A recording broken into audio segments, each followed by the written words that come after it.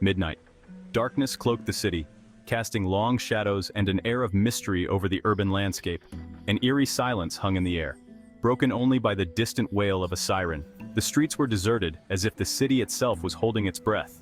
The city museum stood tall, a looming silhouette against the backdrop of the midnight sky. Its grand facade, usually bustling with visitors, now seemed almost ghostly in the moonlight.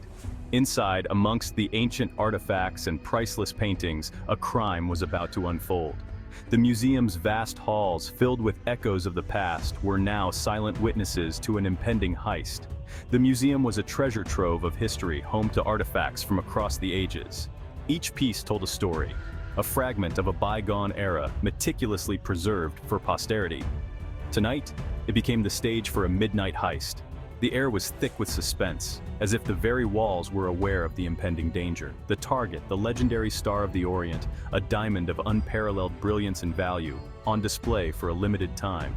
This gem, with its dazzling facets and storied past, was the crown jewel of the museum's collection. The museum's security was state-of-the-art, with cameras, motion sensors, and laser grids designed to protect its priceless treasures. Yet, for the skilled thief, these were merely obstacles to be overcome. Under the cover of darkness, a figure dressed in black moved with practiced stealth. The thief's gloved hands worked quickly, bypassing locks and disabling alarms with ease. As the thief approached the diamond display, the tension was palpable. The Star of the Orient sparkled under the spotlight, a beacon of temptation and danger. With a final deft movement, the thief carefully removed the diamond from its case. The heist was complete, but the night was far from over. The thief melted into the shadows, disappearing into the night. The city, still cloaked in darkness, would soon awaken to the news of the daring heist. The legend of the Star of the Orient had just gained a new chapter. Detective Michael Harding, a man hardened by years of experience in the city's underbelly, received the call. A seasoned investigator with a keen eye for detail and an unyielding determination to solve even the most baffling cases, Harding was the best the city had. Harding arrived at the museum, his trench coat pulled tight against the night's chill. His sharp gaze swept over the scene, taking in every detail. The silence was unnerving, broken only by the echo of his own footsteps. A sense of foreboding settled upon him. The scene was chaotic. The main exhibition hall, once home to the dazzling Star of the Orient, now stood empty. The velvet pedestal that once showcased the diamond lay bare, a stark reminder of the precious gem it once held. The museum's security system, state-of-the-art and supposedly impenetrable, had been breached. No alarms, no signs of forced entry. It was a clean job, executed with precision, suggesting the work of a professional. The thief, it seemed, knew exactly what they were doing. Witnesses were scarce. The night watchman, an elderly man who had served the museum for decades, lay unconscious near the entrance. He had no recollection of the events that transpired, only a throbbing headache and a missing few hours. The few staff members present at the time of the heist could offer little help. They spoke of a fleeting shadow, a figure moving with unnatural speed and agility, but no concrete description. The thief, it seemed, was a phantom, leaving no trace of their presence. Days turned into nights as Harding and his team tirelessly followed every lead, every whisper, every rumor that might bring them closer to the stolen diamond. The pressure was mounting. The media had a field day, the public was outraged, and the city held its breath.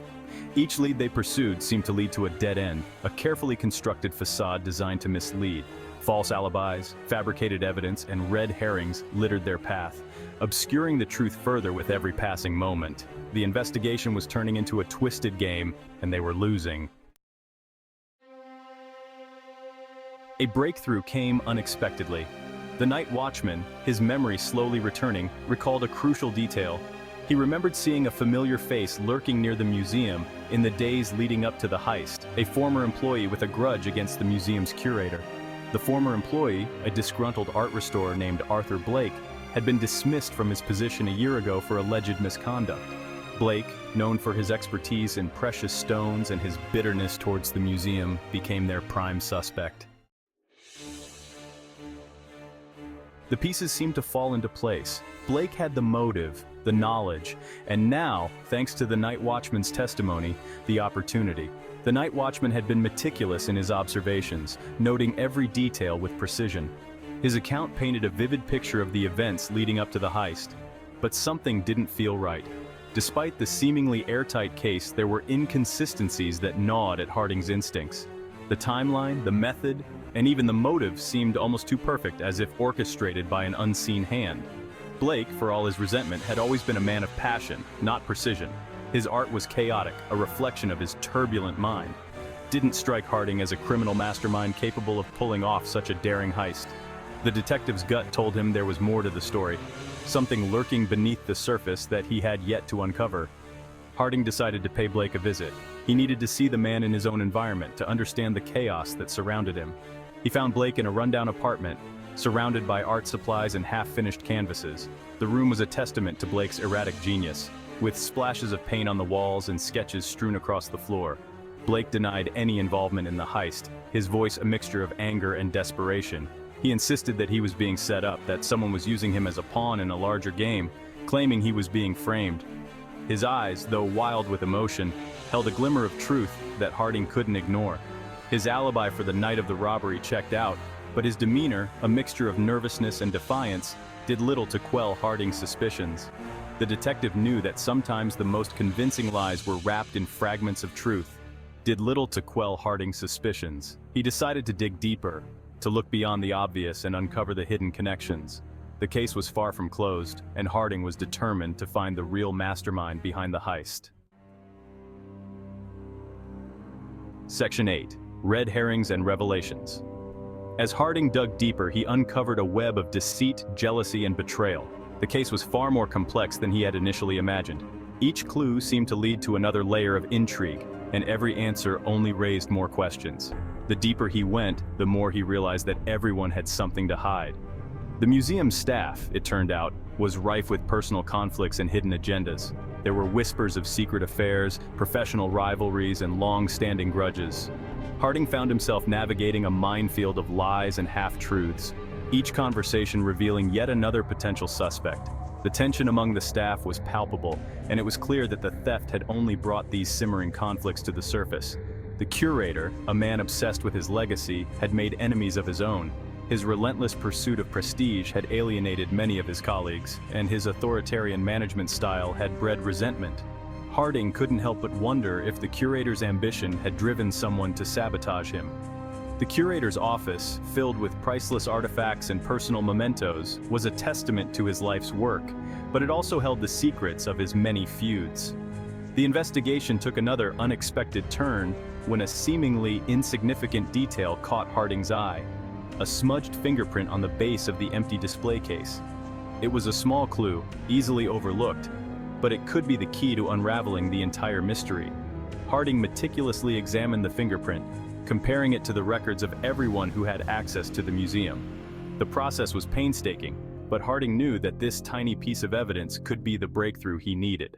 The fingerprint belonged to none other than the museum's own security chief, a man entrusted with protecting the very treasures he was now suspected of stealing. The revelation was shocking, but it also made a twisted kind of sense. The security chief had the means, the opportunity, and perhaps even the motive. Harding now faced the daunting task of proving the security chief's guilt, knowing that the man would do everything in his power to cover his tracks.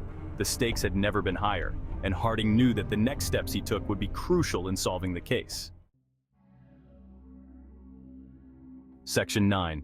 Unmasking the culprit. The security chief, a man named Edward Davies, had been leading a double life. Overwhelmed by gambling debts and facing exposure, he had orchestrated the heist, using his knowledge of the museum's security system to his advantage.